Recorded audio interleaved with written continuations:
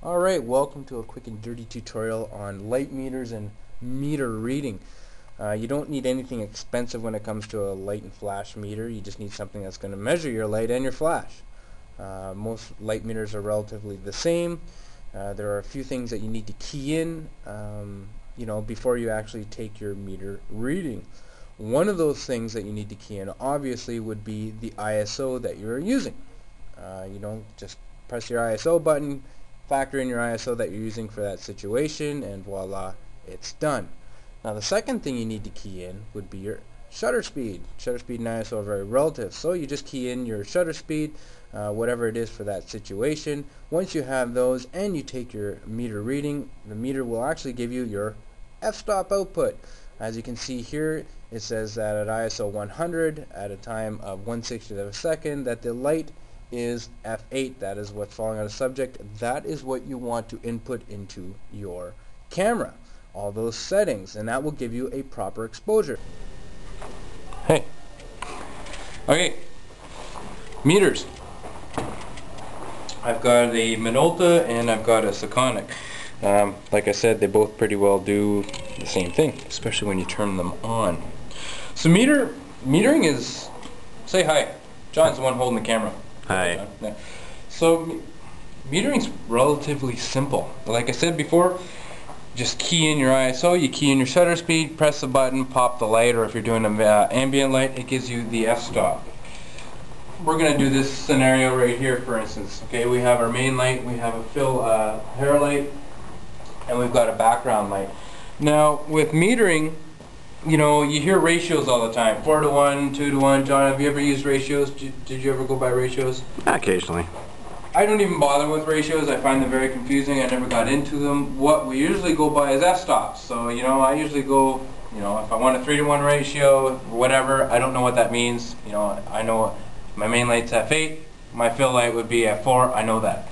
So that's what I'm going to stick with. So, let's just first meter, if we're going to meter this scenario here, let's meter the main light. I'm going to turn off all the other lights. Alright, and just meter the main light. Now, I could set, doesn't matter which meter I use, I'm just going to use my Sekonic here. I could set it, the mode, to non-cord, which means I'm metering it without a cord. So what I do is I press the button, the meter would wait for the flash to pop and then give me the meter reading, meaning I'd have to have somebody trip it or I'd have to trip it with a flash. But we have a cord plugged right into it here, so that's exactly what I'm going to do, is I'm just going to plug it into my meter. Now, I'm going to set the ISO for 100 because that's what ISO we're using. And John, you're going to use the shutter speed of what? What do you use for graph portraits? 1/25. 1/25. So I'm going to set the shutter speed to 1/25. ISO 100. Okay?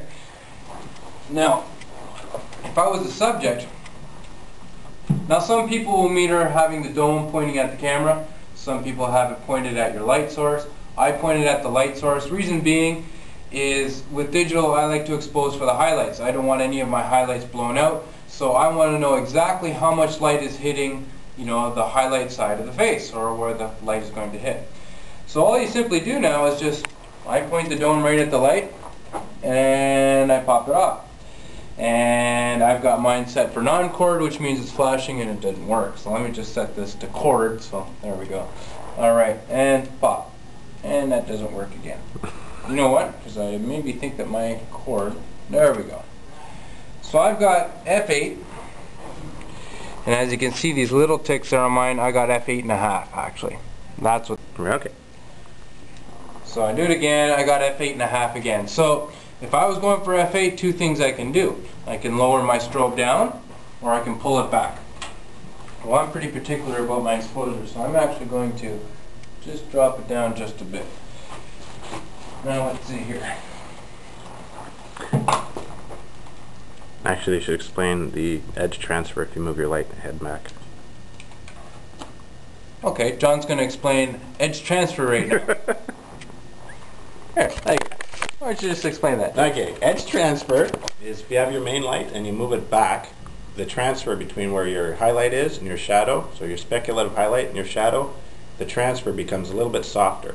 Now if you want to, say, get a little brighter, you want an extra half stop. If you move your light in, you'll get that extra half stop. The shadow also becomes a little bit harder. So if you want to maintain that softness to the transfer, you adjust the light intensity rather than adjusting the distance.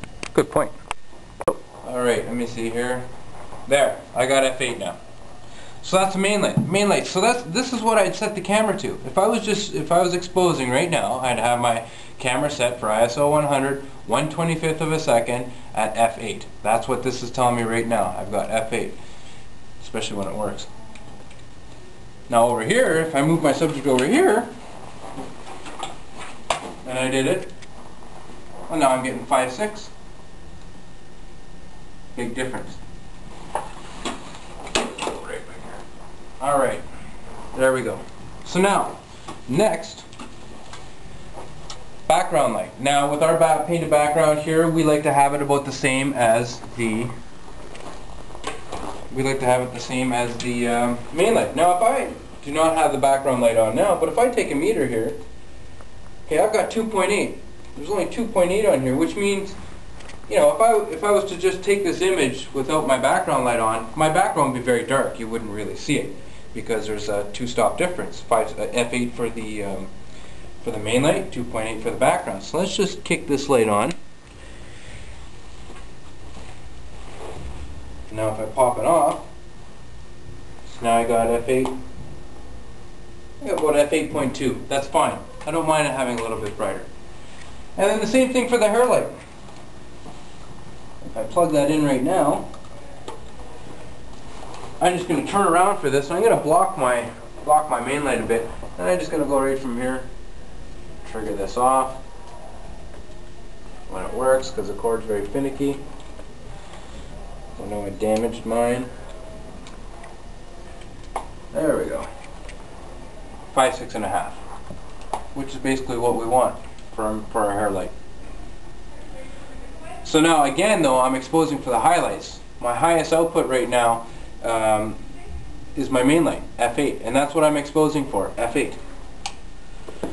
Now, you know, you might think ambient light. Okay, well we got a lot of ambient light, it's pretty bright in here. Well, you know what, it's not as bright to affect anything. If I was to set this to ambient and do a meter reading at ISO 100 at 1/25th, I am getting 1, f1. Not even enough light to even affect the exposure at all. So I'm not worried about that at all. And that's pretty well it. What we do is we meter each light individually, and it all